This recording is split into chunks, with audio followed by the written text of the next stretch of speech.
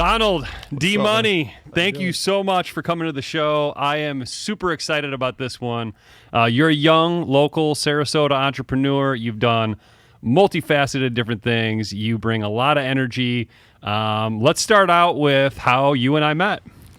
Yeah, so it started off back in the dry cleaning days when I would knock on doors. So we should say that your family owns a dry cleaning business. Yeah. They do great business, by the way. If you ever need something, Carlson Cleaners. Carlson Cleaners. Yep, shout out. They did great stuff. Yep. They always took care of me, did a great job, and you helped that business in the beginning. Yeah, so my dad's been in the dry cleaning business for 30 years. Like since he came from New York back to Sarasota in '89. Awesome. And opened up Carlson Cleaners. And so now, was his father in the business? No. Okay, so he just has an idea. I want to be an entrepreneur. Yep. Nice. Started that, and helped him market and grow that for about 8 years. Just knocking on doors and growing a pickup and delivery service. And you brought that top end like up a huge margin. Yeah. So we, before when I came on board, it was just we had stores. Yep. We had 3 different locations where people would drop off clothes and pick up. And we had a plant where we did all the work. And when I came on board, I thought the best way to grow the business would be to offer a free pickup and delivery service where, people who do dry cleaning frequently wear suits, dress shirts, they like to dress up, would just leave their clothes out their front door. And, major convenience. Major convenience. Yep. Because one of the biggest complaints is like people would drop off clothes and they forget to pick it up. or when they had time to pick it up, the dry cleaner was closed. Yes. Right? Yeah. So, we all have experienced that, I'm sure. Yeah. And so, I thought the best way to grow it would be to offer a pickup and delivery service. So we started off with literally 0 customers. And you grew to a big time. Yeah, big time. So I just started knocking on doors to ask people if they do dry cleaning. So one day I'm sitting at I have a house on Siesta at the time, right by Shell Road on the beach. And my ex-wife and I are married at the time. And I'm like, man, I'm so sick of dropping this stuff off and picking this up. And I got a bag of laundry at the front door. And I'm getting ready to go out. And you knock on the door and you're like, hey, what's up? I'm Donald. I'm trying to grow this dry cleaning business. And we drop it. And I'm like, here's my bag. And the rest is history. Yeah, right? Josh didn't know me. I just knocked on the door. Yep. Before I knocked on the door, I saw this basket.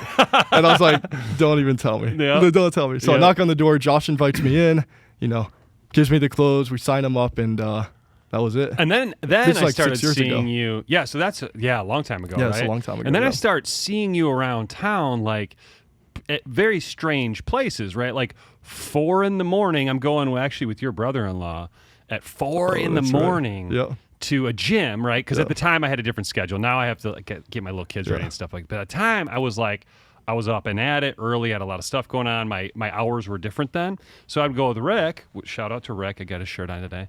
Oakenstone. Yep. So Rick and I would go at like 4 a.m. to the gym. And I'd see you there every day. And I'm like, this dude is everywhere. And then I switched gyms and you switched at the same time. You remember that? LA? We went to LA. Yeah, and then I was yeah. like, dude, where are you following me around? Yeah. Good energy, though. By the way, Around the Clock closed last week. What? Yeah. Which is it's a bummer. That is a bummer. Why did it close? Well, too much overhead over there, right? I guess, yeah. I mean, think about how much that space has to be. There's a lot of space there. Huge. Like, but I mean, it stayed busy. But you need a lot of people paying 50 or 30 or whatever bucks a month to keep that place afloat, right? Yeah, for sure. That closed. Yeah. Oh my. But that's a bummer too, because back in the day when I was at the gym at 4 a.m. with Josh. Yes. Hit the gym, then hit the sauna, hit the shower, get ready for work, and go out for the day. That's right. Great way to start the day. 4 a.m. 4 a.m. So are you still doing that? Are you still up early? Not that early. Okay. I did it consistently for like a year and a half. Yeah. I loved it. I was committed. I was motivated. But then you're falling asleep at like 8, right? Yeah, I did. Yeah. It's really tough, man. But honestly, the best thing about working out in the morning, if you can get up, and it's an effort for anybody to get up in the morning, is you start your day before everybody else. You feel like ahead of the world. You do. Yeah. For sure. And you still do that. You still do it, but just not that early. Not in the middle of the night. Yeah. And I'm not as consistent with it, but 6 a.m. 6 is still great, right? I still do that too. So my schedule's a little different. I do a little bit later now, but I still work out 5-6 days a week, right? And I'm not trying to be a bodybuilder or anything, but I'm just trying to stay healthy, like yourself, you know.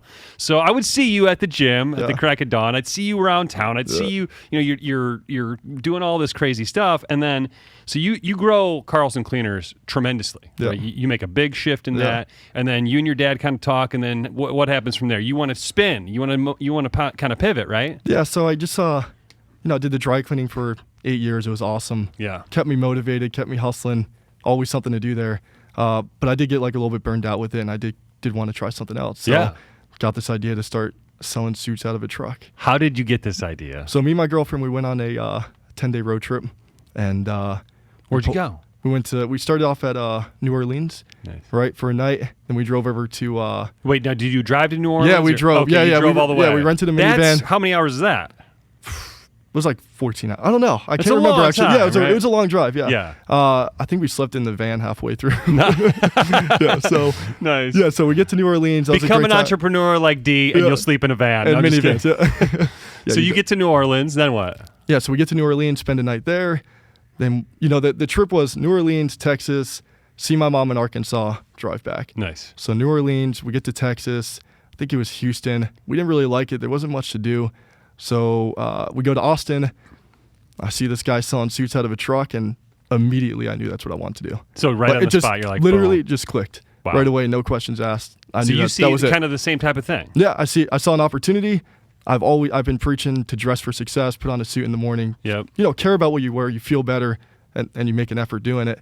And that was it. So you were sold immediately. You're like, this is beautiful. Was it like custom and high end like yours? Yeah. Okay. Yep. Custom, high end. Everything's bespoke. Made to measure. And so like the day I got back, I literally sold my car, bought the truck. Nice. And I just started it up. So when you do that, right now, are you at the time thinking like, I need to like tighten now? So you have an income, you have a nice income, you're doing well, you're a young guy, you're making money, and then you go, now I'm going to start my own thing. Yeah, it was scary. It was super scary. It took a lot of courage for sure. Looking back today, God, it was crazy. It was crazy, right? It really was. So like, I negotiated a deal with my dad where I was paid off a straight commission. Yep. I didn't have like a salary. If I performed, I got paid, and that's what I always like to do. Yep. Because just the sky's the limit with what you get paid. That's right. Because you write the check. And so I was doing well. Like I made a decent amount of money. That's great. But I also spent all my money. So I didn't have much money in Welcome the bank. to being a 20-year-old entrepreneur, exactly. right? We all spend it all, right? In our 20s, that's what we do. Of course, yeah. So I didn't have much money saved up, and I literally like starting Tweeds, I got down to like less than $500 in my bank account, like legit. And been there. Yep. Twice. Scary. And I was living at the Arcos at the time, and Brent was like $1,700 a month. And so it's a really nice building. So if you don't know Sarasota, that's a Gucci building. Yeah, it's right downtown. Yeah. You're living life. You're doing great. You're a young guy. You're making money. Everybody knows you in town. You're growing your dad's business, your business, your dad's business. And then you make this pivot and you're like, so you sell your car. Sold my car. Sold my nice Infiniti. Yeah. Bought a truck. Bought a truck. Pimped it out. Went into like $8,000 in negative equity from my Infiniti to buy the truck. Right. So I, lost money there a little bit, but yeah, it was just a... So you're all in. I was all in. Yeah, all in. But I believed in it. Like, so I knew I had a vision, and it was going to work. I would see you on, like, social media or around town. You'd be like, something big's coming, man. I'm doing something big. Yeah, people thought I was, like, doing, like, a mobile dry cleaning service. And previous to that, I was... not many people know this, but I used to be a magician. And I saw you.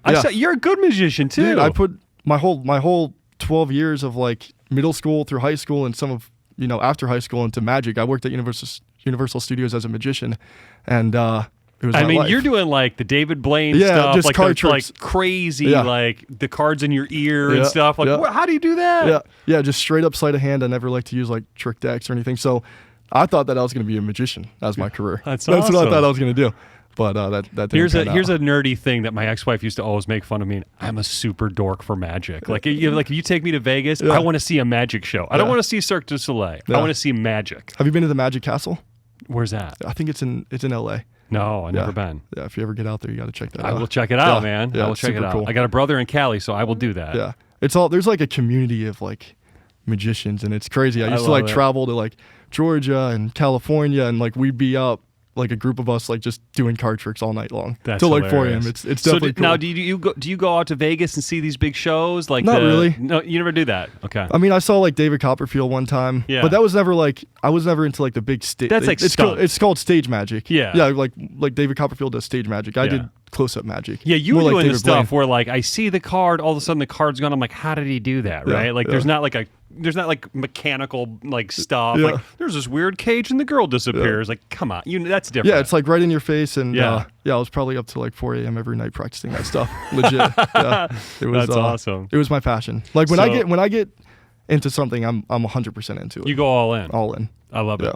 So you go all in on Tweeds, just like the magic. You're doing this stuff. So you think you're going to be a magician. Now you're running your dad's business to help growing that. You're working with him. Then you branch out into this vein, and you see this truck. You're like, that's what I'm going to do. And now that's what, 2-3 years ago? No, that's only a year ago. Wow. Yeah, only a year ago. Only like 2 weeks ago has it been a year. Wow. Yeah. Congratulations. I'm starting to get all the Facebook memories. Nice. Like a year ago, yeah. And now you've got a couple of vehicles, right? You got a couple of the mobile. Yeah, so it started off to be a mobile service, right? So I bought this 16-foot box truck, put a suit shop inside of it, and in the beginning I was traveling to all my clients, right? So they'd schedule an appointment. Everything's done one-on-one. It's a very personal, like exclusive experience. Spent some time with them. They'd come up in the truck, and everything was done either at their home or office. Yep. I ran into a lot of issues with the city doing that. Like I would park like Friday and Saturday nights in the beginning of the business. I'd park up in front of Classicos. I'd drop the truck there at like 5 p.m. before it got too busy. Yeah. I'd get a spot right in front of Classicos. And every night, Friday and Saturday, I'd be there with the truck open until 2 a.m. City found out about it. They weren't too happy. You can't just pull up a truck and do business. Yeah, and the city right away. Yeah. But I got my time out of doing that. And you get your name out there. Exactly. That's all it is. Spot. Like for Halloween last year, I don't know if you've ever been to Cherokee Park. Yeah. Yeah. Yep. They do a huge thing where like people go and they go trick-or-treating. Yeah. There's thousands of people. Yep. So that night I pulled the truck up in Cherokee Park, and I had, over major 1,000 people. exposure. Yeah, major exposure. That's awesome. That's all it is. Just and like, you do a lot of social media too. Yeah, I do. That's awesome. Yeah, but there's nothing that'll be, social media is amazing, but right. Face-to-face is also getting out there, better. Putting in the the Press actual the work. flesh. Yeah, Meet exactly. the people. Knocking on doors. I knocked on doors in the beginning for Tweeds too. Yep. Actually, in like the first month of starting Tweeds, I was out in Lakewood Ranch. And I knocked on this guy's door. It's probably the fourth door I knocked on for Tweeds. Right. And the guy, he comes out in the truck and buys a suit. That's awesome. It was amazing. Like you had to feel like just hit in the the beginning. jackpot. Yeah, in like the beginning, so many people supported me and like they bought stuff, and it's also a great experience. But it was the support. Yeah. And just kind of got the ball rolling, and I couldn't stop. That's awesome. Yeah. That's awesome. Such a fun experience. It's everything's kind of like done online these days. Where you just buy something online. There's no real personal connection. Yep. So it's kind of like and you're kind of buying. I mean, you're selling a very high end. You have one of your pieces on today. Yeah. It's not like something you buy off the rack, No. right? Like if I buy something off the rack, I have very long arms. Yep. I kind of have a thinner upper body. You know what I mean? Like it doesn't fit quite right. This is a custom. Yeah, off the rack is specifically made for like a specific body. Right. Right. We have narrow shoulders, broad shoulders, big chest, long arms, short arms. There's so many things that go into the measuring portion to create a perfect jacket and a perfect suit. And it can make you look tremendously like more in shape, right? Yeah. You buy a lot of stuff that you buy at the rack is really cut wide, right? Boxy. And boxy, and it makes you look maybe like a little heavier than you even are. Right. Yeah. You start buying something tailored, and you automatically look more athletic. Yeah. Yep. Yeah, it's great. You can get a lot of clients that come in, and I get some older gentlemen that want more of like a traditional fit. Can cater to that. Yeah. Get younger guys that want more of like an eclectic style, whatever, purple jacket. Yep. Something kind of cool. So because it's made to measure, everything's custom. We can cater it to anybody. So you've been doing that now for a year. Yeah. That's really your passion. Yeah. But you've even pivoted within the pivot, right? I did. Tell me about that. Yeah. So COVID started in March. Right. Right. Before March, I was doing great, staying busy, selling lots of suits, and COVID hits, so people start working from home. Yep. People are a little bit afraid. Yes. You know what I mean? Nobody wants to go out. Yeah. Nobody wants to sit in a custom truck and be mouth to mouth with you like you're measuring them, you're this foot, right? Yeah. So, I slowed down a little bit. It still stayed steady. Like I was very lucky, stayed steady. But my manufacturer who actually makes the suits for me, they called me one night. I was on my way to Whole Foods, and he knew that I had slowed down a little bit, so he asked me how I was doing. I told him I'd been kind of slow, and I asked him how he was doing because they're in the same industry, so they're hurting too. Sure. And he's like, he actually says they've been busy, like really busy. I'm like, really? What are you doing? He's like, well, we pivoted to making face masks for the time. Boom. And I was I like to stay focused on one thing. So Sure. like he kind of had to sell me on the idea of like pivoting again because I have a brand. Like I'm not trying to do tons of different things. You have to stay focused. I agree. Obsessed, one thing, go after that. So he kind of worked you into this. Yeah, but so I was on the phone with him for probably 10 minutes and kind of ended off with no on my side. And I'm walking through Whole Foods and I'm like, man, like this could be something. Yep. It could change the course for the next few months of what happens. So I shot him a text. I was like, order me 500 face masks, hit my card right now so I can't change it. Can't change my mind. There you go. Get home, I do a little Facebook Live video about having face masks. Because in America, face masks aren't a thing. Like we don't have face masks readily available. Now we do. Because now it's a thing. But this is all changing when you're doing this. This is all changing, right? At the moment you're doing this. Yeah, like nobody had face masks. I did. Yep. So like I put up a Facebook Live. Within like an hour, I probably sold out of the 500. And and I didn't even have them in stock yet, but he was going to overnight them to me. So first of all, I love that you did that, right? Because I've done things in business where I actually built the product and spent hundreds of thousands of dollars building something that nobody wanted. You sold it before it was even bought. Yeah. That's brilliant. Thanks, dude. Yeah. So, started selling face masks. He got busy. I sold a lot of them. Yeah, you did. You sold a lot of them. Sold a lot of them locally. And, after about like 4 weeks of doing that, I was like, man, this could be something. This is like mid-April. So I call my buddy who's So you're right in the heart of it. We're in the heart of it. So I call my buddy who's like a website developer, really smart guy. And, I ask him if he wants to get in on this hustle with me. Yep. So we schedule an appointment to meet that night. We get something going that night. Wow. And built a Shopify e-commerce store. And within, I think like the first 2 months, Shopify like called us up and said we're in the top 1% of all Shopify e-commerce stores, which is like nuts. It literally just blew up. But you had a good URL. Yeah. You're a marketer, so you knew how to market it. The timing was right. The media was really doing a lot of the marketing for us too. Right. They were pushing this product. Yeah. We had it. There were lots of companies online that were, they were selling face masks, but they weren't shipping face masks for like 2 or 3 months. Yeah. Right. They didn't actually have them. They were selling them. Yep. We had them in stock and we promised, 24-hour shipping. So that's huge. Yeah, it was huge. We built a really loyal customer base. Nice. And they love us. Right. Yeah. And it's one of those products. It's like kind of like a cup of coffee. People are like, well, don't go to Starbucks because it's $3 for a cup of coffee. And then like a Dunkin' coffee is like $1 or whatever. I'm making up the numbers, right? And it's not even those brands that matter. But the point is, nobody cares because it's $3, right? Like a face mask, whether it's $5, $10, or even $15 or $20, it's still like not a lot of money. So you can make great margins as the manufacturer producer. And I, as the consumer, don't really care. I'm not like, well, Don sold me this mask that was $19 and I could have got it for $1. It's like, well, nobody cares. It's $18 or $19. Right? That was the other thing with like, these online companies. They were charging stupid amounts of money for a face mask. Like, wow. Some companies $24. Wow. Which is crazy. It's like they're taking advantage of a situation. Yep. We had affordable face masks, Yep. offering free shipping. Yep. And we just want to help supply. What's the average face mask that you were selling? We start off at $6.99 and then go up to like $11.99 for That's like amazing. an American flag face mask. Something that's like it's a custom. Yeah, exactly. That's awesome. Yeah. So good deal. Yeah. So you get going on the face mask thing, and it kind of explodes for you. Yeah. I mean, at one point we had 18 like full-time employees packing masks from 9 a.m. to 5 p.m. Wow. 5 days a week. It was crazy. Yeah, it was. I heard about that. People were coming up and be like, your boy Donald. I'm like, yeah. Like, look at this. And they'd show me numbers. I was like, whoa. Yeah, it was cool, man. That's awesome. We took like a real fast crash course in e-commerce. Nice. Like we had to pivot real quick. Yep. It was a crazy experience. But right place, right time, right? And you had that hustle. You had grown. Now let's call that your third business, right? Let's call your family business. Then let's say Tweeds, and that's like a third, generation. And you just right time, right place, right guy, right ethics, right hustle. Just seeing a little, I guess an opportunity. I hate to call it an opportunity, but it was people needed face masks, and it was there. If you came to me and said, "Hey, I got this idea for face masks," I probably wouldn't have even thought to do it. Right? I've been like, "What? No, whatever." But you were right guy, right place, right time. Yeah. That's I mean, amazing. we never thought it'd last this long. Like, maybe 3 weeks, whatever. Yep.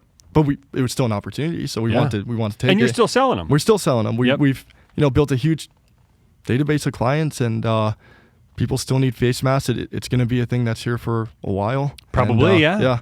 And, big time. We studied out. We've got the thing on like automatic, and yeah. It's really so cool. you've got now everything's automatic. You've got it billed. Now it's kind of more residual for you. Yeah.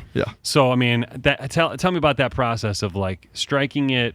You kind of struck gold there, right? Like you right place, right time. You strike gold. Like, what has that changed your motivation or your mind on other businesses like Tweeds or like your family's? I mean, what does that do to a guy like you? You're young. You've seen this thing happen once, and you're like, whoa, that was kind of scary good, right? Yeah. No, it's nice to like have like a little bit of money to play around with to be able to like reinvest into Tweeds, because Tweeds is my passion. Yes, that's what I love. Yep. And so being able to put it back into there and building a better brand, doing more content, and really hustling that's So we were talking about this, like when you're young and you hit it, what do you do? And what did I tell you to do? Pay off all my debt, buy a house, get rid of it. That's right. Yeah, get rid of it. Hide it from yourself. Yeah, hide it from yourself, because when you have money sitting in an account, you feel comfortable. That's right. You get comfortable. Yep. But if you get rid of it, you got the hunger again. Not all of it. I'm not saying don't get rid of all of it, yeah. but like when I think back to your age, it was the same thing for me. Right place, right guy, right time. I had a father who was retiring, who was good at construction, and I was a former banker. Interest rates were low. Boom. And I just put this thing together, and we struck it big time. Same deal. Same thing, right? Except I kept everything on the table, everything, all chips, all in, all the time. And my advice to you and other guys like you, young guys, hustlers, people who come into it and do well, is take a percentage always and take it off the table. Take it out of the business, pay yourself, and then pay off debt. And it's kind of like old school mentality, like Dave Ramsey style, like dorky advice. Like, you never make it big, paying off debts, right? You're never going to make millions and millions of dollars, like earning an income and paying off debts, but you still will be able to retire and do well. So I like what you're doing. You have a business, I love that. I love entrepreneurship, but I think we need to not be like, bulls in china shops, just always like it's all in always. Like that's kind of how I play poker, right? And I'm a terrible poker player, right? The best poker players, they fold hand after hand after hand. So my advice to you and everybody else, take a little bit of the winnings, 20%, 25%, 50% if you're smart, and just pay off debt. Like you get home base covered, you pay off your mortgage, you're done, son. I mean, you can be my age, because you guys are younger than me. You can be my age and just be like, whatever, man, I don't have a mortgage. Yeah, and it's nice to be able to say that. Not having to like work paycheck to paycheck type thing. Having money off to the side, having your house paid off. It's a power position. Like when your bills are like, okay, anything like right now for my company, like we spend a lot of money in leads for the agents, like a staggering amount of money. And I didn't intentionally do that, just kind of slowly started happening, and it worked. That's my biggest concern. That's my biggest outflow. My mortgage and my personal bills, my car, I don't even think about it, right? Like, you want to get to the point where like your tax bill is like your biggest bill. And I've been there before, where it's like I'm paying 150, 200 grand a year in taxes. And I'm like, how do I stop this? Right? That's where we want to get, right? And we'll all get there. But I think along the way, if I could be done right now had I just been like, okay, I've got, instead of taking this money and margining it and putting it back into more projects, maybe I should take it off and pay off my house. I should have done that. So do that. That's what I'm going to do. I know you will. You're smarter than I was. But you're also having some fun. I saw your new car. Look great. Look beautiful. You're also having some fun. You got to do both. You got to keep yourself motivated. Yeah, because it's nice to use your money to. There's a reason why we like to make money. Of course, that's the whole point. Is like you like nice things. You like not your brand is high end. Yeah, exactly. You're a high end guy. You get up at the crack of dawn. You work hard. To sell something high end, you got to believe in high end. You've got to believe in high end. You have to believe in the product. Absolutely. So you're doing that. What lessons have you learned through all this? Like, what would you tell a 20-year-old? Because now you're like what, 28? 28. And what would you tell a 21-year-old you? Have the courage. Yeah. Yeah. Just like if you have an idea, but there's also got to be an opportunity, right? Like I hear people with ideas and they like. They want to do something ridiculous, and there's got to be an opportunity there, right? Yeah. The market, you got to meet the market. Exactly. Yeah. I knew there's an opportunity with Tweeds. I knew there's an opportunity with the face masks. Right. I knew there's an opportunity with the with the dry cleaning business. And then just go all in. Yeah. And focus. Sure. And focus. So you're a big focus guy too. I don't like to like talk about a bunch of like crazy things. Like I'm doing a few things and that's it. And then I just try to execute on them. I love that, man. I always say like the opportunity cost is really high, right? So like in economics, which is my background, they talk about opportunity costs. Like if you're doing, Tweeds and you said no to face masks, For short term, sure, that's probably a great win. But long term, you have your thing. You know what you're going to do. You're going to build a brand. You're going to build a following, and people are going to be with you long term. Like you're not just like I'm the face mask guy. You know, you're like, hey, I took advantage of an opportunity, but you do have your steady Eddie. Yep. You've got your Tweeds. You got your brand. So you're expanding that. So people are driving downtown by the South Mall. They'll see your trucks, right? In front of Counter Steak and Seafood. Yeah. Great location, by the way. It's a good central location. 20 million cars a day, right? Yeah. And, you know, a lot of my clients are like in that Morton's, Siesta Key, Field Club area. So, you know, downtown, it's a good like central location for me. So you got a spot there. Yeah. And you're the truck sits there just 24/7. 24/7. Yeah, so they can come, if I want a suit tomorrow, I can come see you right there. Yeah. And it's done by appointment only. So we don't have hours. Yep. You know, call up, schedule an appointment. That's how that works. But yeah, I just I'm like a store. I have a contract with them. You're to park a floating there. store. Yeah, exactly. You're a mobile store. Yeah. Mobile boutique. Yeah, Yeah, exactly. Right. Yeah. So people wanted to come get a custom suit, the one you're wearing right now. They want to do something like that. They come see you there, but you're also expanding. Yeah. I'm. Where are you going next? Lakewood Ranch, hopefully. I love it. Yeah, I love it. So we're gonna help you find some spot out there, right? Yeah, Trent's helping me find that. Yep. And yeah, I love the area out there. I think it's young, it's cool. Yes. It's the next spot. Yep. Would love for Tweeds to have a presence out there. I'm sure you will. Yeah. You're doing great where you're at. That's another great opportunity. I would say, I mean, it's kind of a no-brainer, right? Yeah. So do you just take one of the vehicles and put them out there? One of the mobile stations there? Yeah, so I'll buy another truck. Oh, you buy another one? Yeah, I'm going to buy another one. Nice. I'll build out another one. Nice. And I think I'm going to do like different feels on each truck, like on the inside. Nice. Like so the second So you truck, walk into this truck, it looks like you're in like a high-end boutique in Italy or something. Yeah, you're inside of a suit shop. It's just in a truck. Yeah. It's very compact. It's small. But it's not a truck like it's hot. Like you have AC in there. Yeah, there's AC, there's a fan, there's lights. He'll make you a martini. Yeah. Whatever you want. Whatever you want. No, I love it. Yeah. So next you're going to build out something different. What's it going to look? What's the truck in Lakewood Ranch going to look like? It's going to be more. You know, the outside will be the same. Yeah. Right. So people know it's see a the outside. giant box truck that's murdered out. Yeah. All like straight matte black. Yeah. Yep. Says Tweeds on it. You can't miss it. Yeah. You could be like 7'2" and stand in it. So that's important because, you know, clients who are coming in, I get some tall clients. You know, they need custom. That type of person.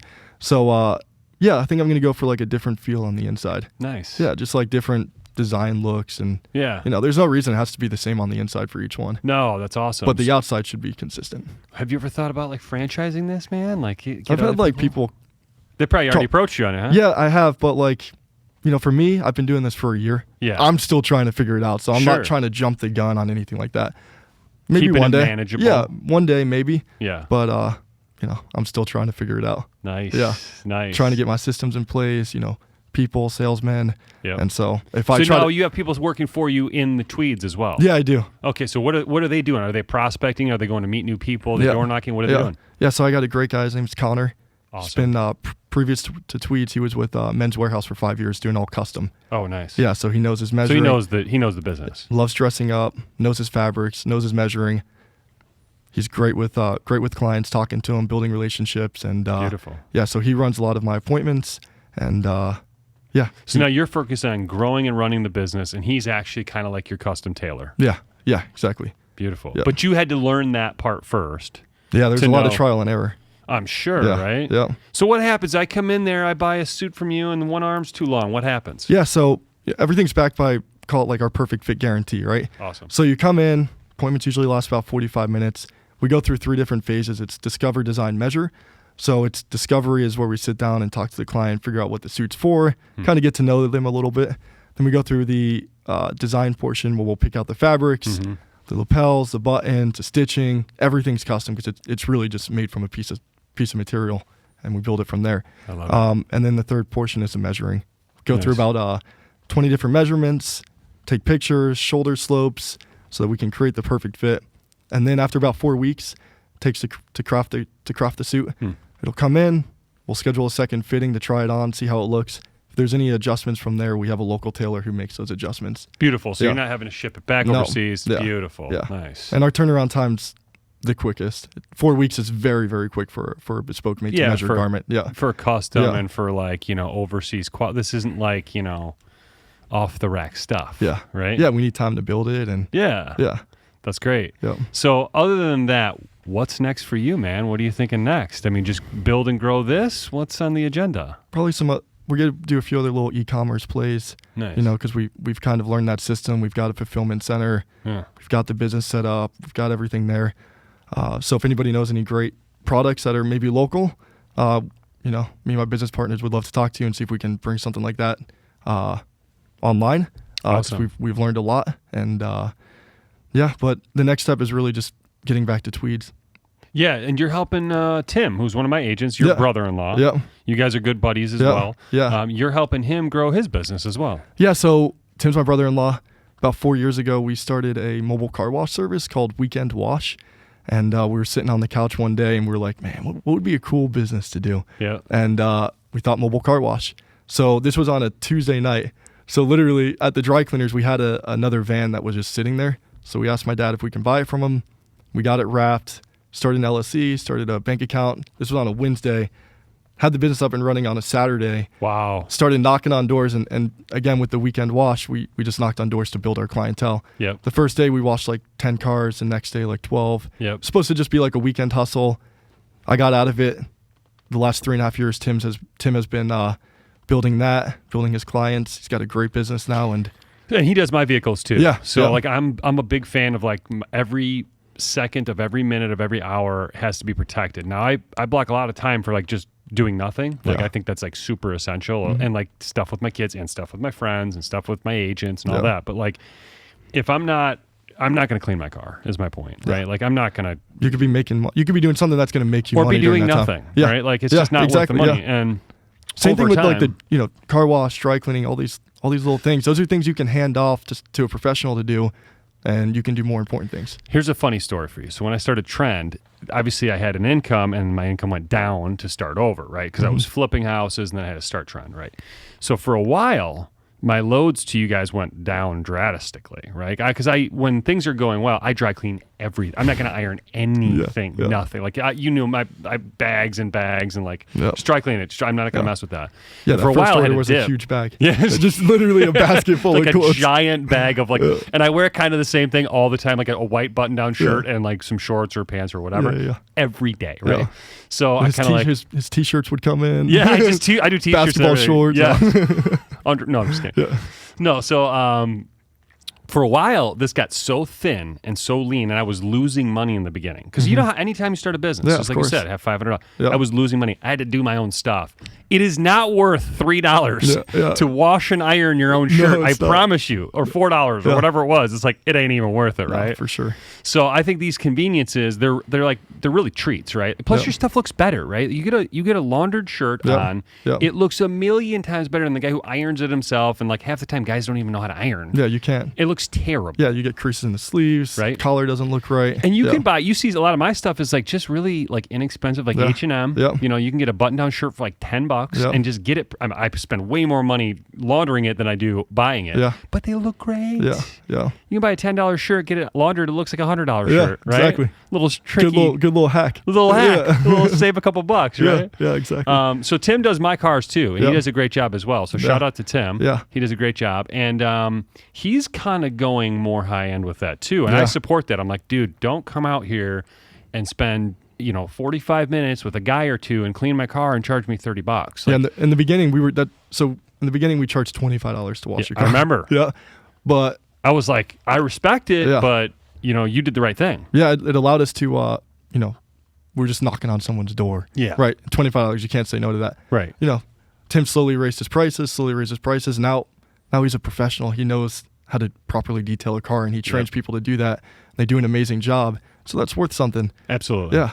And we're coming out to you, so it's it's a convenient service. I mean, it's going to take me, by the time I go to any one of these car washes, right, you got to go sit through the thing, right? And then if they actually do detail it, I'm not talking like a $7 wash and just go. Yeah. I'm talking like if they actually do detail, you're going to be sitting there for 30 minutes, right? At least. You drive there, go 30 minutes, drive home, it's an hour, right, and change. Yeah. They'll come to your office, they pop in there, just like with your business. I mean, the convenience is like an extra $20 or $30, I'm not even going to think about it, right? Because I can make another call. That could be another sale. That could be another agent. Could be something else. Yeah, I mean, we have tons of clients who they have us come out every other week or once a month. They get their car professionally detailed often. Mm-hmm. But there's a lot of guys too that just like to throw their car through the tunnel wash. You know what I mean? Quick wash, Friday night. You don't have time to get your car detailed. I get it.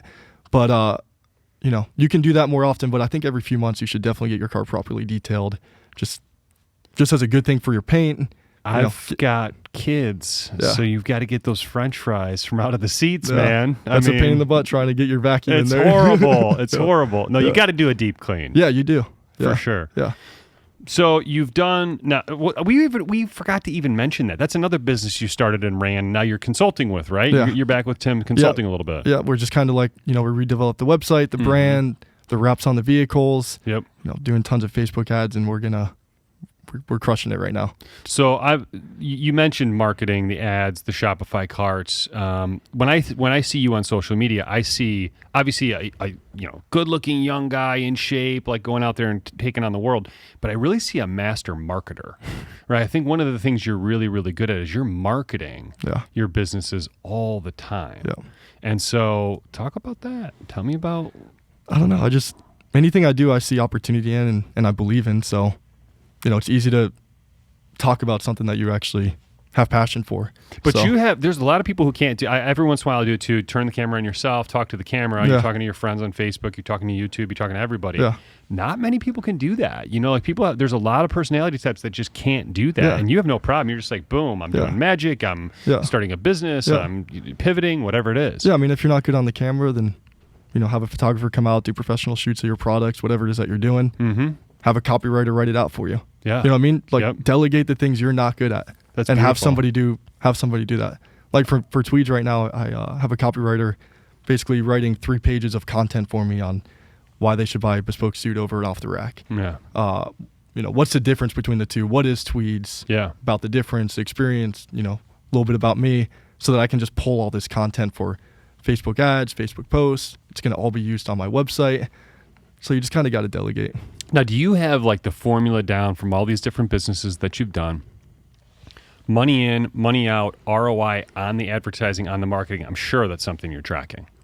Yeah, mainly the thing with the face masks, we have all that tracked You've got very, all that very data. well. Yeah. Yeah. And Tweeds, I don't track that stuff. I have an accountant that tracks all that for me. For sure. Yeah, so all that's there. That's a little bit different to monetize because it's a little bit more of it's a different kind of sell. Mm-hmm. But for like for Trend, I know now how much I put into a lead generation business and what it gets me back. And I'm much more excited about that than I am about anything like buying. Like we talked about flipping houses and renovation and owning rental properties. The ROI in these small service businesses to me is way higher than any form of like buying a stock or a bond or even a piece of real estate. Like it's also trackable. It's all super trackable. So like, with the face mask, we could find out if we spend $1 on Facebook, how much money do we make from that? Right. It's return on ad spend, basically your ROAS.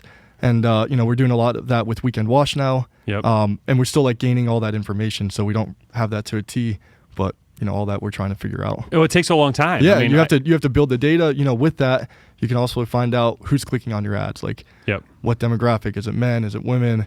What age group are they in? And then you can retarget to that, specific person. Brilliant. Which is, makes you a little bit more profitable, and you don't have to, if you can find your clientele, you spend less and you make more. Yeah, the leads that we're buying now, it's taken us a long time to figure it out. Yeah. And when I first started buying, month 1 you lose money, month 2 you lose money. Fast forward 8 months later, we broke even. Damn. Yeah. So That's you're talking typical, about pumping tons of, and that's why brokers stop. That's why people stop advertising, because they're like, I'm losing money. Yeah. They don't realize that they're building a tidal wave of cash flow for the future. Yeah. So every time we make a sale, I reinvest money, buy more leads. Every time we make a sale, I reinvest, buy more leads, because that future. And now we're seeing, brand new licensees who've never done this before making sales, and I'm like, told ya. Yeah. But brokers don't want to do it because you're investing your money. Yeah. Yeah. You're burning a lot of money. Like most e-commerce businesses will burn money on Facebook ads, Instagram ads, whatever it is, to build that client base. Yep. And then at one point, like you said, like 8 months down the line, you start to see, I'm starting to make some money. It's actually making a return 8 now. 8 months of thousands and thousands and thousands of dollars a week. Yeah. It's gut wrenching. Which is not. It's good because most people will filter out. And if you're the one who will continue to go, it makes it easier once you do start to turn that. This is the way I looked at it. So I was a flipper. So I'd buy a house for $100,000. I'd put $50,000 into it. I'd have 150 of my own money in it, right? Or bank money or whatever. But I'd have 150 grand in it and I'd sell it and my net would be under $20,000, right? Usually about $18,000. Now, I'm not like doing the physical work. I'm just orchestrating. I'm puppet mastering it. Yeah. But you're looking at about a 10% margin in 6 months, so 20% annually. So every 150 grand I had in the business, I could make about 20% a year on that. But then you have to have operational staff, you have to have yourself, your own time, your own effort, your own energy. So I scaled that as big as I could scale it, and then I couldn't get it any bigger than that, right? So one of the things I like about what I'm doing or what you've done is you can scale these businesses way larger. Right, you can scale an e-commerce business to the moon, right? As evidenced by you can reach the whole planet, essentially. The world, right? The world, like everywhere. Yeah. So that's it's crazy to think like 15, 20 years ago, like that wasn't possible. That wasn't a thing. Literally, it wasn't. Yeah, to do what we did would not have been possible. You wouldn't need hundreds of people. Yep. It's crazy how like technology just makes everything so much more efficient. Oh my God, it's totally right. Like that's where we advertise all technology, right? No paper ads. I don't have a Main Street office where people can walk in. That's dead. It's done. Yeah. All of our ads are online. All of them, 100%. Somebody goes, how would anybody know about trend? I'm like, because we advertise where people buy houses. Boom. Yep. That's all you got. All you got to do is be there. And again, the best part is it's so trackable. You can see if it's working, what's not. Yep. TV ads, like you can't do that. No, you can't. Yeah. Like the spray and pray method is just like doesn't work, right? Yeah. There's no reason to do it anymore. No, there's no reason at all. Yeah. Right? Like the offices, like you're mobile, I'm mobile. I have a tiny little office. I'd like to ditch that, right? Like there's no point, right? Yeah. Like, especially with COVID. I'm like, we can't, like, there's no point to have an office. You don't need to come in. If you want to talk to me, call me on the phone, email me, text me. Like, we don't need to get together. Like, I think it's valuable to get together, but not regularly. Yeah. Right? We can do a quarterly meetup, or a monthly luncheon or whatever. Yeah. So I love that you're into the efficiency of technology. Yeah. Yeah, for sure. I mean, makes everything a lot easier. What are you reading right now? I know you're an avid reader. You watch videos or listen to Audible. What books are you reading? What have you found valuable there? There's a lot of good books. Right now, I'm actually reading the 4 Agreements, though. Okay, that's a great one. That's totally like. Which one of the 4 agreements? So, do you know the 4 agreements off the top of your head? Yeah. Okay. So, be impeccable with your word. Don't take anything personally. Don't make assumptions. And I haven't got to the last one, but it's do the best you can. Yeah, do your best. Yeah. So the middle 2 are where I struggle. Okay. Making assumptions. Yeah. I think we all do. Everybody does. But there's also people who are like scummy liars and like don't try hard. Yeah. Like I think the middle 2 are the hardest, right? Like don't make assumptions, don't take things personally. Yeah. I think those are by far the hardest of the 4, For the 2 sure. hardest, right? Yeah. Because we're all like, well, Ryan didn't call me back. Oh, he doesn't like me anymore. Like we're making these stupid assumptions that, like, he's just in the bathroom, you know, like, or they didn't call me back. They didn't text you, right? Like, and I guess they're afraid. People are afraid to ask the questions. I am. Yeah. You know what I mean? To really get like what the real reason is or whatever it is. Sure. But yeah, don't make assumptions, I think is probably the biggest one. Right. Yeah. And don't take anything personally, for sure. Don't take anything personal is like, that's the power one. That's the move right there where it's like, if you don't take things personal, somebody doesn't want to hang out with you, just, okay, whatever, go hang out with somebody else. Yeah. Boom. Yeah. Also doing the best you can is a huge thing because. Yeah. But I see that's wired into you. Like, that's wired into me. I'm going to do my best no matter what. But there's also time. Yeah, it is. But there's always times you feel like you could do better. You know what I mean? And it's like... You're not you. Come on. You're up at 4 a.m. You're running multiple different businesses. Come on, you're being too hard on yourself. Scale it back, you know? You're doing great, man. Yeah. You're a young dude, multiple ventures, all of them making money. You're doing great. You're growing a brand. I mean, I was so excited for this getting together with you because I knew you'd have just these like golden nuggets everywhere. Yeah. So you're reading the 4 agreements. What else? Some other good books I've read in the past, like I love Shoe Dog. Shoe Dog. Oh, this is Phil Knight? Yeah. Okay, this is the Nike story, right? Yeah, I love that I haven't story. read it. No? Oh, man, you should. Really? Yeah. Listen to the Audible. Okay. It's like while you're working out or something. Yeah. Yeah, it's a great story. Really? Oh, man, I'm trying to think. I haven't been reading much. I really like... You've been working too much. Yeah, I've been working too much. And another thing is I've been trying not to listen to too many other people. Because like you get all these ideas in your mind. Tell me about that. That's probably honestly, that's why I'm not listening to any podcasts. Like when I'm driving, I'm not listening. You're not listening to other people. I love that. You're just listening to yourself. Yeah, exactly. You can take, we have I've got access. goosebumps, dude. That's what I wanted to hear. That's the magic of this episode right there. Because you have I mean, we have access to anybody Too who wants to much tell their information. opinion. Yes. And if you're listening to so many different people, like you just you don't know what's right, what's wrong, what to do, what not to do. Yes. And like that's the biggest thing. But I will say the person I probably listen to the most, and I haven't been recently, but is Grant Cardone. I like him a lot. Yeah, but he's a grinder. Well, right? he's a grinder. Yeah. He's all about the 10x, and I am a big Grant Cardone fan. That's probably the one person I'll listen to the most. Sure. I don't like to try to bring in other ideas because then you can listen to like Ryan Holiday. Yeah.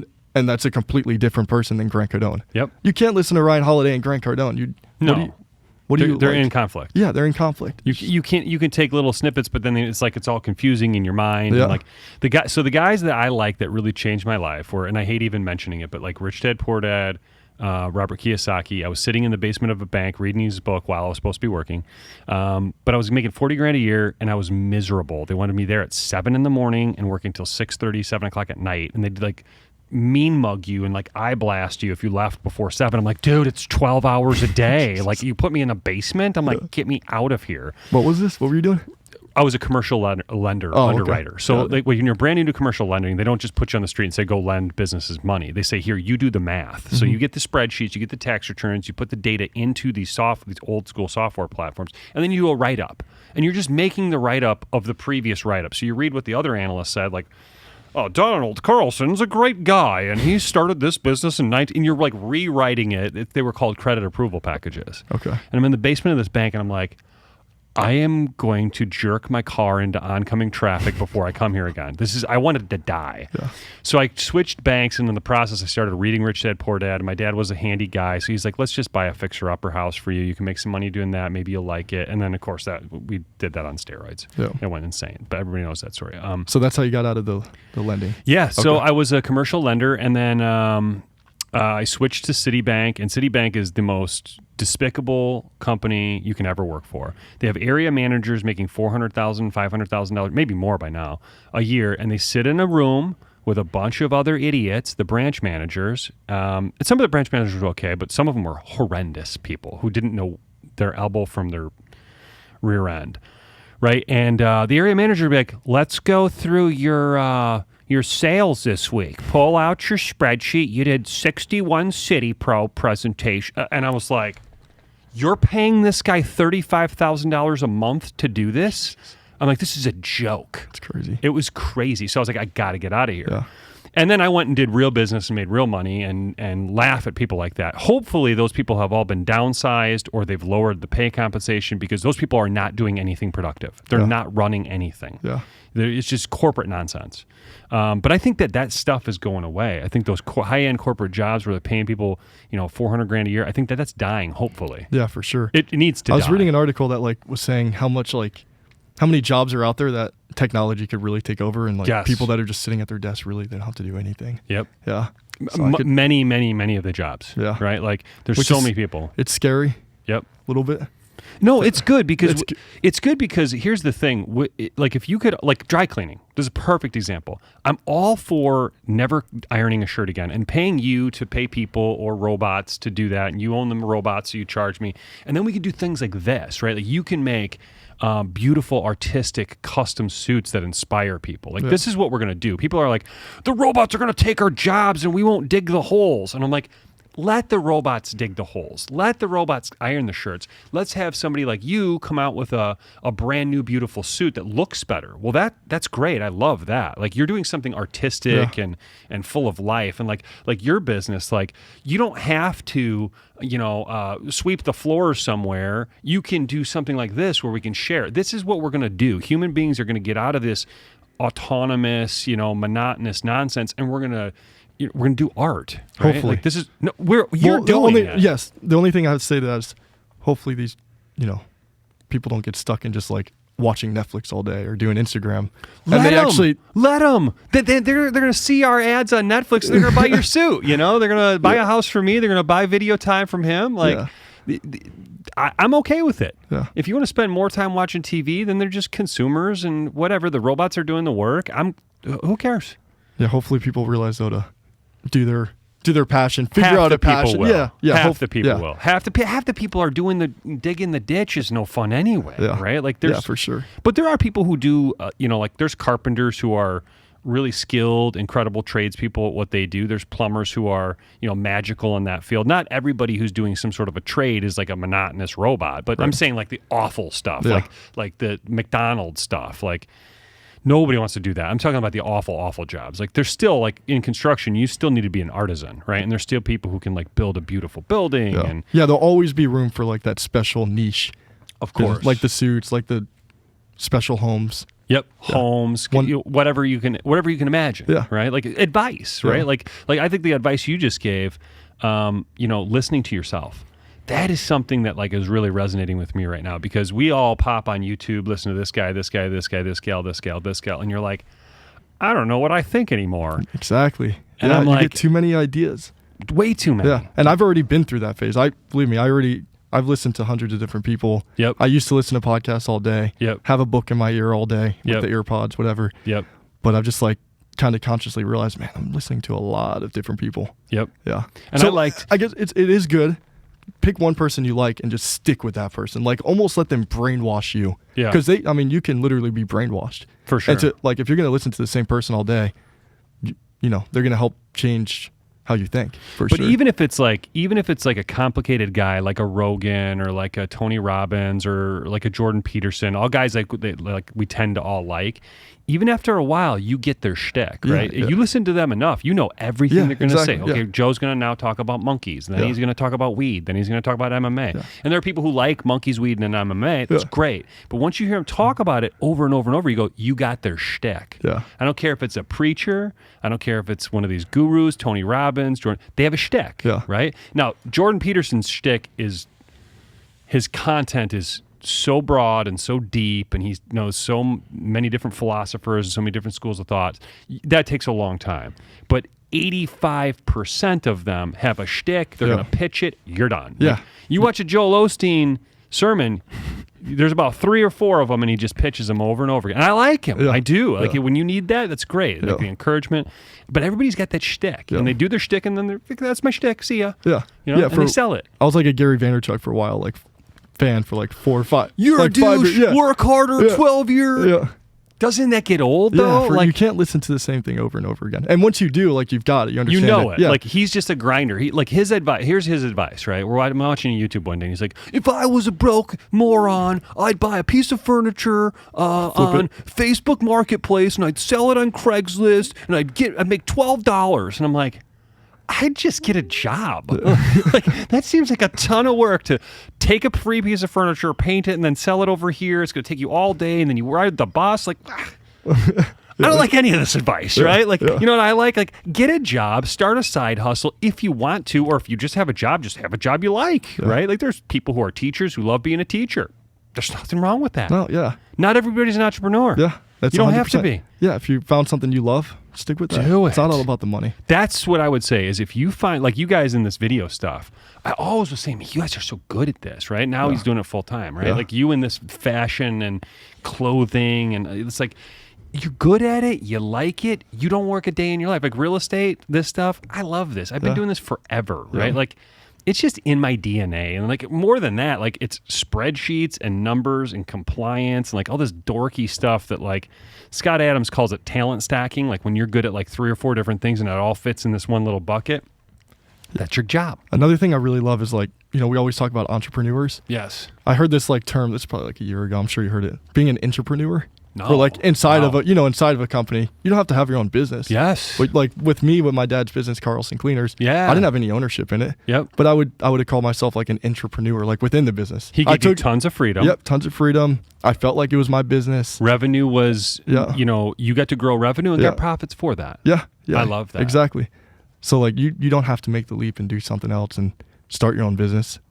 For sure. Yeah, you can definitely. You can work for somebody else, help grow their business, and get a piece. What's wrong with that? Nothing wrong with that. Yeah, as long as they treat you right. Yeah, of course, right? That's brilliant. I love that. Yeah. So you're a big, I love this. This is my new thing, right? Like listening to yourself, trusting yourself, right? Like, because nowadays with the YouTube and the podcast and all this kind of stuff, there's just too many voices, right? I think we took advantage of technology for a while, and now we're lost in the Facebook nonsense and everybody's advice, right? Like I can't listen to another YouTube video. I just can't. Yeah. I'm just like, It's too much information. Too much information. Another thing I kind of caught myself doing like 2 or 3 years ago. You remember I used to post like videos all the time on Facebook. Yep. All the time. I shared everything on Facebook. I kind of don't do that as much anymore. Sure. I don't know if you realize that, but I just kind of do everything for myself. Probably not, because I'm not on it as much. Yeah. Right? I just do it for myself, and just I don't have to share every little thing. No, I love that. So no, I think, look, if I still use it for work purposes, and to remind myself, and I think it's a really nice thing to like one day leave your kids and say, like, they could look through your Facebook, which I think it's annoying, and everybody putting their private parts and kissy face, that disgusts me. Like, if you're gonna sexualize yourself on Facebook, I'm not interested. Yeah. Right? Like, I think that's vulgar. Right. But what I want to leave for my children, especially if you have children, right? Like, can we please have some manners? But if I want to leave for my children, like, okay, Dad was doing, man, this is the day we went with Dad to the beach. If Dad gets hit by a bus, or Dad was talking with that guy. Oh, he's a Sarasota guy, and Dad really liked Ryan, and Dad liked Larry's church. Like, it's kind of like a log of your life. Yeah, in a little bit. Yep. I think that's cool to be able to share. It is cool. Yeah. That's why I had my dad on the show. Yeah. I'm like, this guy now is in the fourth quarter of life. I want to hear what he has to say. Yeah. So it's cool that you can do this stuff, but like you said, it doesn't need to run your life. Yeah. Right. Like, I see people, they're posting 3 times a day, and Gary V, you got to post 100 times a day. I'm like, no, you don't. You don't have to do any of that. No. You don't need to make $1 million. There's a lot of people who make $75,000 a year, and they have a great life, and they love life. But like, you got to do you got to live in that state of flow for yourself. And I think that's when the magic happens, when every day you wake up and there's no alarm clock, right? Do you have an alarm clock? I do. Do you? I don't have an alarm clock. No. Well, I mean, naturally I'll wake up around 6:45. Me too. If I need to be up early, I have an alarm clock. I never use an alarm clock. No. What time do you wake up at? I pop up usually when my daughter's poking me in the face and says, "Hey, we got to get up." And usually it's about 6:45. Yeah.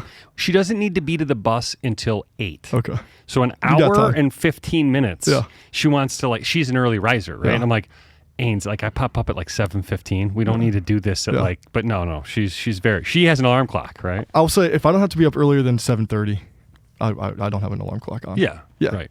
For sure. But it's a nice thing to be able to just let your body wake you up. That's what you're supposed to do. Yeah, you're going to get all the stuff done in the day you need to. Let your body wake up when it's done resting. Yeah. And some days it's 6, and some days it's 7, 7:30. But there's some days it's that's why I became an entrepreneur, because that alarm clock would go off at 6, and I'd need to be at the bank by 7, and it was like a race to get there and put a suit on and all this stuff. And I'm like, I can't do this. Yeah. I hate having to be extremely punctual. Yeah. Right? Like, not if we have something to do, I was on time today, you're on time today, he's on time today, I'll be punctual. But I hate having to do it. Like, if every day starts at the same time, the monotony of that makes me want to just eat a bullet. Since we're talking about social media and kind of that type of thing. Yeah. So this is kind of a cool thing. Me and my it's kind of off subject a little bit, but me and my girlfriend, we're going to California next week. Nice. On Tuesday. Did I tell you about this? No. No? So we rented you're going to love this. A yurt? Huh? Did you rent a yurt? What is that? That's like a tent house thing. Something like that, yeah. Very close, very close. Actually better. So we rented a 1979 Volkswagen bus. Nice. And you're asleep in the bus. Yeah, so actually we fly out tomorrow night to Nice. Santa Ana, and we're taking it up the coast of California for 7 days.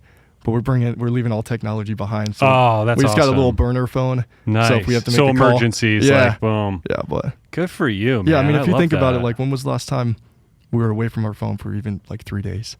Oh, never. You can, dude. I'll leave my phone at home to go to the pool or go out to grab some drinks. Yep. And within 5 minutes, I'm already reaching for it. Yep. Because you don't realize how many things you use your phone for until you don't have it. It's a supercomputer. Yeah, it is. Yeah, it's great. It's a supercomputer. Whatever you need, whatever information you need, whoever you need to get hold of, it's all right there. It's your watch. Yeah. It's your calendar. It's everything, man. But I love the fact that you guys are doing that. I think that's brilliant. Yeah. So just unplugging for the week.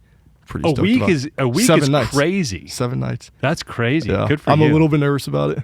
You know what? If you have, it sounds like you have the people in place though. Tim in your one business. Yeah, everything's good to go. Yeah. I just, I think it'll be good to re-energize. Yeah, for sure. Yeah. You know what I think? You know what I really like? Every once in a while, I'll schedule some time noon to 4 during the week. Yeah. During a day, and I'll go to a beach by myself. Yeah. I'll run for a couple miles, and I'll just sit on the beach by myself. No phone? I'll have the phone for music. Have you done that before where you don't bring your phone out?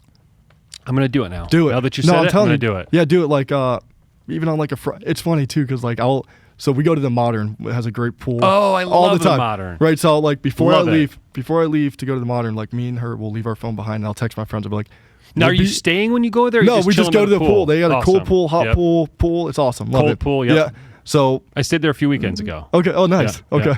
And I'll just tell my friends like, hey, we'll be at the Modern at 5:30. We won't have our phone, so don't text me to make sure. I'll like, just we be there. are actually See ya. gonna be there. Nothing's gonna change. Before you were born, that's how we communicated. Yeah, right, yeah. I'd be like, I'd call somebody and be like, hey, I'm going to be there at this time. Yeah. You be there too. And if you don't show, we're not friends anymore. Yeah, or like, but there's like an excitement to Yes. actually seeing your friend because you're not like your friend will text you before they're, hey, pulling up, be there in 2 minutes. Right. You know what I mean? But then you're sitting there and you see your friend pull, oh, he actually came. Like, cool. Let's go. You like to roll the dice if people are actually going to Exactly. show. Yeah. That's good. It's cool, man. It's like, that. yeah, leave your phone behind. I'm gonna for do like that. 5 hours, one night, whatever you want to do. Yeah. I'm going to come home to 65 emails. Like, Yeah. during that's this another- hour, I will turn my phone on when we're done, which I'm a big guy on turning it off. Like Okay. if I'm at dinner with somebody or I'm on a date or something, I'll turn the phone off for an hour or two and then I'll go back to it afterwards. Okay. So that's like what I did today. But there's like a it's mental off. thing in knowing that you still have it and you can pull it out For if you sure. need to. For sure. Yeah. Absolutely. I have great conversations when I don't have my phone. Yep. Because like you'll be in the middle of a conversation and you'll want to look something up. Yep. And then you look it up and then Yep. the conversation goes somewhere else. Totally. And so like it keeps you focused on what On you're the talking present about. On the person. present person. I love it's that, a crazy, man. it's a really cool thing. It used to be like that forever. Yeah. It was like that for all of history. Yeah, it's cool. No, I love that. I'm Yeah. going to take your advice on that. Yeah. Next time I do the beach run thing, I'm going to do that by myself. I got a friend coming into town. So this Thursday, I'm going to take off the whole day, right? And we'll lose our phones. Yeah, you should. I mean, he's the kind of guy that you'd lose your phone with normally anyway. Yeah, So Cool. that's good. What advice do you have? You talked a little bit about advice for yourself. What advice do you have for people in today's economy? Say they want to be an entrepreneur like yourself. 28 years old, you've run multiple different businesses. You've grossed millions of dollars in sales between all your different stuff. You've killed it. You've done really well. What advice would you give people? I want to be like Donald. I'm 21. I don't know what to do. Give them some advice. Finding your thing. Let's gear it towards that. Well, I mean, you can have a lot of different things. It doesn't mean that it should be a business. You know what I mean? So like, again, like going back to like the opportunity thing, there's got to be an opportunity there. Opportunity. If you want it to be a business, there has to be an opportunity. Yep. So find something you like, find an opportunity, and then again, just go for it. I call that like meeting the market, right? Like Yeah. there's not a market for like another realtor in this town, right? There's just not. There's enough realtors. Yeah. But there's a market for a realtor who's going to do a good job, pick up the phone and call people back. That's in demand. Exactly. Right? Yeah. Yeah. So it's like that's meeting the market, Yeah. right? There's got to be a need, Yeah. right? You've got to be available like 24/7. That's what For people sure. want today. Yeah. That's what people I mean, want. that's what we expect. Yep. Because whatever we want, we can have it 24/7. Yep. So if someone wants to get a hold of you, and They need to be they're able to trying to get a buy a hold of house, you better answer the phone for Absolutely. sure. Yeah. Absolutely. Some- So my sister's like, my older sister's out of town right now, and one of her clients, it was Sunday, and I'm not a Sunday worker. I'm just like, I don't ever work on a Sunday. Like, nope, it's family day. I'm not going to do that. I'm going to do church. I'm going to do this, that. I'm not working. But on Sunday, she had a client. She was out of town. It was a favor to her. So it's family time, right? Yeah. So I did some showings for her down in Fort Myers just because I felt like I had to. But that's a day that I normally block, that I'm like, I'm not doing anything on Sunday. But I think you got to respect your time. Yeah. You got to do that. But we needed to service this particular client. It was a favor to my sister, so I did it. Yep. But that's what people want. Yeah. They need to see it right now. Yep. Yep. Yeah. I don't have too much advice to give on that. Just, if you see an opportunity, try to take it. Just go for it. Like, and, another thing I love to do is I always try to like put some type of pressure behind me. Like having $500 left in my bank account when I started Tweeds, like there was a lot of pressure there. Yeah. I had to perform. Yeah. I didn't have a backup. I didn't have any type of comfort money that I knew was going to save You me. can't borrow from friends or family. No. Yep. Yeah. And, I did the same thing when I started real estate. I had been used to having a salary. I was like 24. I'd made some side money, but I refinanced a bunch of properties, and I didn't want to burn through the money. But I set that money aside, and I was like, okay, now I have to make this go. Like the mortgage is going to be due. I had a huge mortgage. Yep. I'm like, the mortgage is due every month. I got to make it You done. gotta do So it. I put myself, the pressure was paying that mortgage. I had a giant mortgage. I'm like, this thing, I don't want the bank to take this thing, you know? And so when you do put pressure on yourself like that, you usually perform. When people have when they can fall back on something, it never works. Yeah. Because it's not their skin in the game. Yeah. You know? Yeah, like when I was starting Tweeds, people were like, but you could go back to your dad's business, right? I'm like, I didn't even, like, that wasn't even an option. Yeah. You know, like, that wasn't even an option. It was just, it was going to work. Right. Like, you just make it work. Yep. That's it. Yep. If you put in the work. You got to decide. You got to make a decision. Yeah. When I did this, a guy called me, a friend of mine. He's like, you've been doing this real estate thing forever. He's like, why don't you come work for me? And it felt like there was like the bad angel on the wrong shoulder. Like, come on, man, just come back to corporate America. Like, you'll be on a plane every Monday, and I'll own you, and I'll give you 6 figures, and I'll give you medical. And I was like, no, I can't do it. I can't do it. Yeah. No, I kicked this thing off, and it worked. You know, but it was like I had. My ex-wife at the time had wrecked one of our cars, so we had one car. She was taking it. I had to ride a scooter. It was January, right? It was cold. It was a cold winter, right? I'm riding a scooter, not on Siesta. I'm riding it like Southgate. I'm like, this is not on Siesta. He's got a scooter. It's a Siesta key. No, this is like Southgate, right? That was like the Weber Beneva. Exactly. I remember. Yes, that's you were picking my stuff up there. Yep. And I'm driving the scooter. I'm trying to kick this thing off. I'm switching. I had to pay a partner like almost $1 million back because we were liquidating the inventory. What we were doing was not working. We needed to make a change. I was paying him back. I have one car. My marriage is falling apart. Money's getting sucked out of the account, and I'm like, I just got up every day at like, this was a period where it's just I had an alarm then. Getting up at 5 a.m, studying for my broker's test, and then planning what am I going to do next. And it was like 3 hours in the morning, study for my test, caffeinate as much as I could. I'd hit the road. I'd go see any of the houses that we needed to continue to fix up. I'd be painting them. Like, people don't know this. I'd be painting the house. I'm fixing this stuff. And I'm like, I hate this, right? Yeah. But you fast forward 2 really hard years. First year lost money. Second year made like just okay money. The third year, man, life is very different. You know, that was for when you were flipping houses? No, that's for when I switched trend from a flipping entity to this. So it's been 3 years. This is the third year. Wow. Yeah, it's been 3 years. It's crazy. But like, nobody knew it was called Trend then. Yeah. It was like, it's just a private little holding company. Well, and I remember your office in Golfgate too. Yeah, that's it. Yeah. I had that office. Yeah. Yep. Was that the first office? The wheels were falling apart in my life then, right? Like my marriage was crumbling. Cars were getting wrecked all over town. There was no money. You know, I had to pay a partner off. It was horrible. Right. And you fast forward just 3 years and it's a totally different existence. That's awesome. Yeah. But it takes, if you told me what that would have taken to get from there to here, I would have just taken the job. Yeah. I would have just, give me a job. Looking back at it. It was so hard. Yeah. It was we talked about this once before. It was 10 times harder than I thought. Yeah. It was so much harder to get through that, to get to here. I can't even tell you. It took me from when things were really good in Chicago to now where I stand, which is probably, this will be my best year in real estate since I moved to Florida in 2012. So the best year in 8 years. And it's much more similar to what I was doing in Chicago, income-wise. And it took me 8 years. You know, so that's in that vein of like the Gary Vee, like, you're just going to have to eat crap for 12 years and then you'll make it. Yeah. There's some truth to that. Yeah, for sure. It's not fun, but there's some truth to that. Gets better.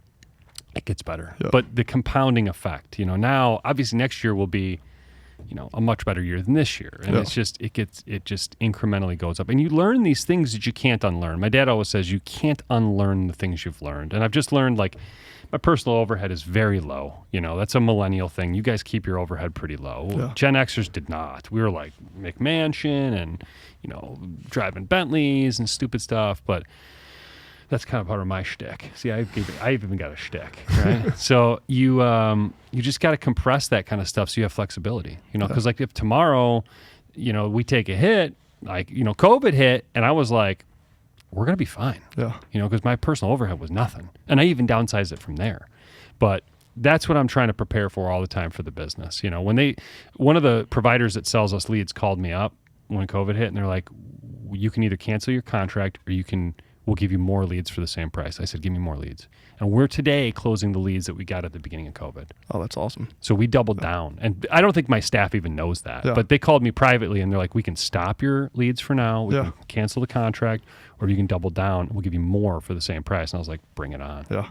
So are they still doing that? They're still doing it. Nice. Yep. So and I'm scaling it up. I'm adding more people. I'm adding people who've gone out. They've gone to the biggest name. And I just brought back, you remember Ty and Katie, the young couple that were with me like very early on? No. They moved to Tampa. Okay. And they went to work for the biggest Remax guy in the country, right? And now they've come back, right? And it's like, you almost got to let people do that. Yeah, they're back with me now. Nice. We don't even have an office in Tampa. We don't need an office in Tampa. Yeah.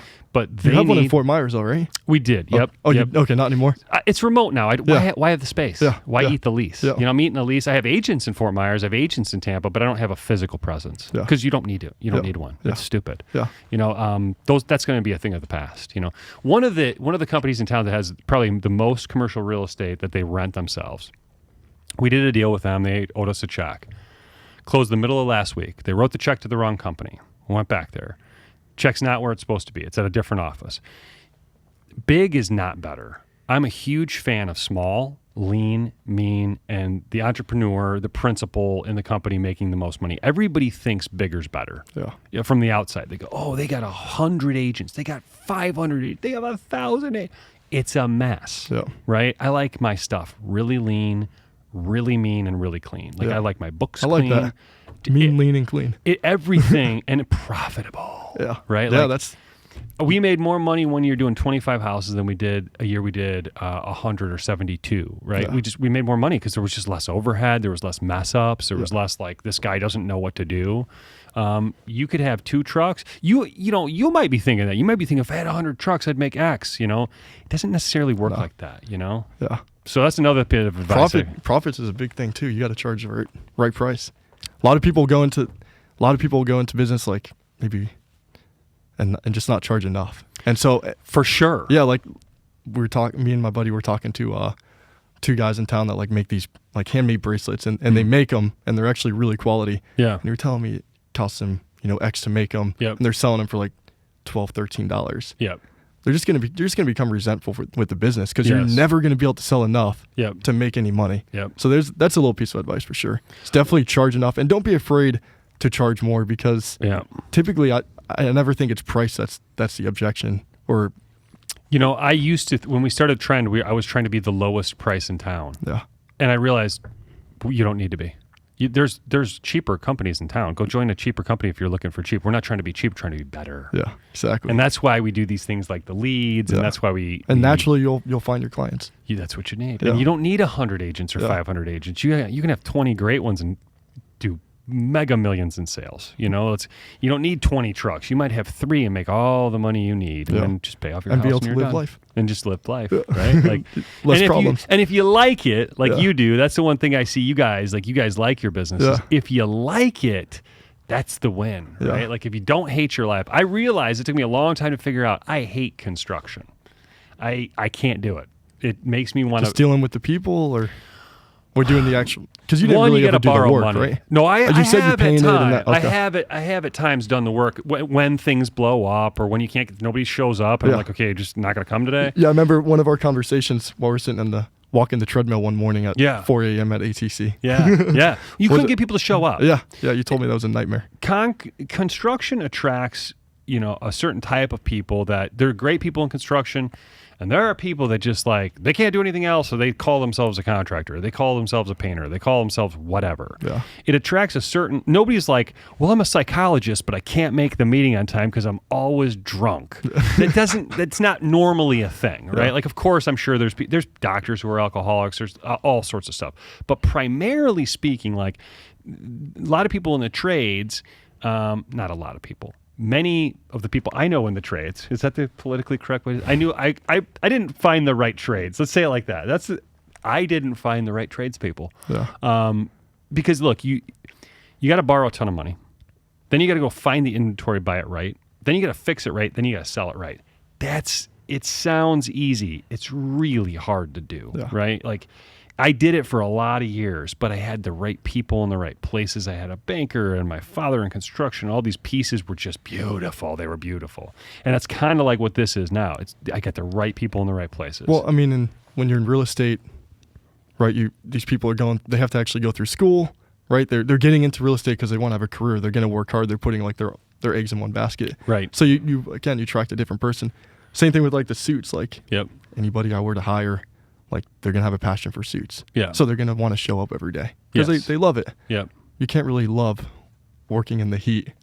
Well, I mean, look, there's some people who are like really, really into that. Like they're an artist with trim work, or they're an artist with whatever, or they're really good at plumbing or whatever it is. I have an electrician buddy, and he's like, man, I was up last night and I was wiring this house in my head, because it's a puzzle to them. Some of the trades are like that, right? But I'm talking like some of the stuff we were doing, like empty the dumpster, that kind of guy is just not like, that's why with your dad's project, I was like, we cannot do this. Like I can't do this again, right? Like, no, because you can't even get the people to clean the house out properly. It's like there's broken glass in the front yard, and I see that you took the broken old furniture and you put it in the front yard for me. Thank you. The dumpster's right there. You could have put it in the dumpster, but you put it. So to me, it's just like I don't resonate on that level. I can't. You gotta have like someone constantly managing it and being there. You would think you could find somebody to do that, but even that's tough. So between those, it's not a perfect. It's like a spreadsheet and sales and psychology. I just do better there. Debt and wood and rot and weather and when Irma hit, we had 12 or 15 houses under construction, and several of them got wet. And you have insurance for some of that, but some of that you just have to redo. Yeah. So there's so many uncontrollables. I know that I can only control what I can control. Like an agent could go out and violate a law tomorrow and it could cause litigation. But I can manage that by not hiring like really risky agents. Like most of my agents, I'm like, okay, this is a great person. All of my agents, this is a great person. They're not going to lie. They're not going to cheat. They're not going to like try to do something shady, because you can pick that up right away. When I've had a couple of agents like interview drunk, and I'm like, no. Really? For sure. Like wasted, right? Wow. Like I've had a couple of agents like talking about, well, can I do this? And I'm like immediately like, nope, we're not hiring that person. Yeah. So I can manage that a little bit, like if there's an honest mistake, which can happen, and it does happen, we have insurance for that. We have E&O for that. So you turn down agents? All the time. I turn down good agents who produce a lot because they do shady things. Wow. You have to. Yeah. There's agents I'm friends with, and I'm like, I'd never work with them because I know that they do A, B, and C, and A, B, and C is illegal, so I won't do it. So I shy away from that. Like, it's just long game, man. Yep. Like, I'm not building trend up to sell it. I'm building trend up to live it every day. I like being a broker. I like these agents. I like the people I work with. Like you're not building this up to sell it. No. There's no exit, right? But then there's also something to be said if you do try to build a business to sell it too, right? Because then you like put in certain, and I'm not building Tweeds up to sell it or anything. Right. But I think there's a book called like, I forget what it's called. Built to Last or something. Yeah, like something that. like this. And it's like, if you do have the mindset of, okay, I do want to sell this at the end, then you put in certain formulas and systems so that no doubt. So that you don't make the business yourself. And that's one of my biggest flaws is like all these businesses, they're me. I think that's why they work, though. Yeah, no, for sure. That is why they work. Yeah. I know people build businesses and then outsource the right people in the right place. I could sell trend, and I have the right people in the right places, but it would never be as good without me. Just like Tweeds would not be as good without you. For sure. Yeah. There's no way. Yeah. Right. And that's most of these businesses. The entrepreneur is part of the business, right? Like I see a lot of people like, wow, I'm going to build this up and sell it and make $1 million. And I'm like, and then what? Right? Like, what are you going to do? Like sit on the beach for a month? What are you going to like drink every day? It's no fun. Like you got to do the soul wants to do something productive and constructive. Yeah. After about 2 or 3 days of doing nothing, I'm bored out of my mind. I'm like, let's do some stuff. Let's make some money. Let's go do something. Let's, you get bored. Yeah. Right? Like, I don't care what it is. Oh, I want to sit on it. I want to take my helicopter to my private island with all these babes and sit there, whatever. That's going to get old. Yeah. Then you're going to be like, oh, the girls are all fighting over me. It's going to be something that you don't like about it no matter what, because the mind is going to find problems to solve. Yeah. That's how we're wired. Work is like back in the day when we had to like go hunt for our own food. That would be work. Because right now we don't have to hunt for our own food. This is really play. What we're doing is really play. Yeah. It's a form of play. It's a competitive form of play, because somebody else they'll eat your lunch and they'll try to make a suit that's just as nice for a couple dollars less. That stuff happens, right? Yeah. But it's a form of play, right? Like we're really playing, right? Like this is play, that's play. We're not like if your company busted tomorrow, there's welfare programs. You could get some food. Yeah. You could move back into you could move in with me. Your friends. Like that's not. No, I'm just kidding. But no, there's safety nets in place in society for when you bust out. Now, normally for guys like you and me, we'll just figure out something new. right? Yeah. But there's things in place, man. Yeah. Like there's things that we can do, and there's jobs. You know, we have buddies who could give you a job temporarily. You know, and you could do a great job. Like you could entrepreneur that thing. Yeah, exactly. I love that, man. D, I really appreciate you coming on the show, man. Thanks for Is there having me. anything else you want? Okay, we talked about Tweeds. We talked about Weekend Wash. Anything else you want to talk about before we wrap? I think that's it. You did great, man. Thank you. You're an exciting interview. You bring a ton of energy. I'm sure Tweeds is going to go on and do great things. Thank you. I'm sure you're also going to do other things. I am. There's going to be serendipitous things that pop into your world that I think you're going to take advantage of. Yeah. You're super hardworking and super smart. I can't say enough good things about you, man. And I appreciate you coming on. Thank you, Josh. You did Appreciate great. it, man. Thanks, you, man. Yeah. Take care.